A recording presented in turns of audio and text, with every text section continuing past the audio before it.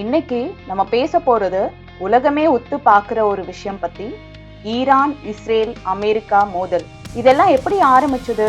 1948ல Israel நாடு உருவானதுல இருந்தே middle ஈஸ்ட்ல குழப்பம்தான். ஆரம்பத்துல ஈரானும் இஸ்ரேலும் பெருசா எதிரி இல்லை. ஆனா 1979ல ஈரான்ல பெரிய இஸ்லாமிய புரட்சி வந்தது. அதற்கு அப்புறம்தான் ஈரான் நேரா வந்து இஸ்ரேல் தான் நம்ம எதிரி அப்படின்னு சொல்லிடுச்சு.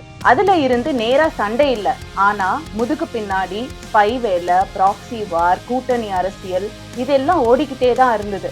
பின்ன எப்படி பெருசா வெடிச்சதுன்னு பாக்குறீங்களா? விஷயமே ஈரானோட அணு ஆயுத திட்டம் தான். ஈரான் சொல்லுது இது அமைதியான பயன்பாட்டுக்காக தான் அப்படின்னு. ஆனா இஸ்ரேலும் அமெரிக்காவும் அதை நம்பல. நாளைக்கு இதுவே நமக்கு அணுசக்தி ஆயுதமா மாறிட்டா என்ன பண்றது அப்படின்னு பயந்துட்டாங்க.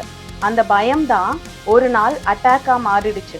இஸ்ரேல் போய் ஈரானோட அணு ஆராய்ச்சி மையம், ராணுவ தளம் எல்லாத்தையும் வானிலிருந்து தாக்க ஆரம்பிச்சிடுச்சு. உடனே ஈரானும் சும்மா இருக்குமா? 100 கணக்குல ட்ரோன், மிசைல இஸ்ரேலுக்கு மேல ஏவி விட்டுச்சு. உலகமே டேய் என்னடா இது அப்படின்னு ஷாக் ஆயிடுச்சு. அப்பதான் இஸ்ரேலோட நண்பன் அமெரிக்கா களத்துல குதிச்சுது.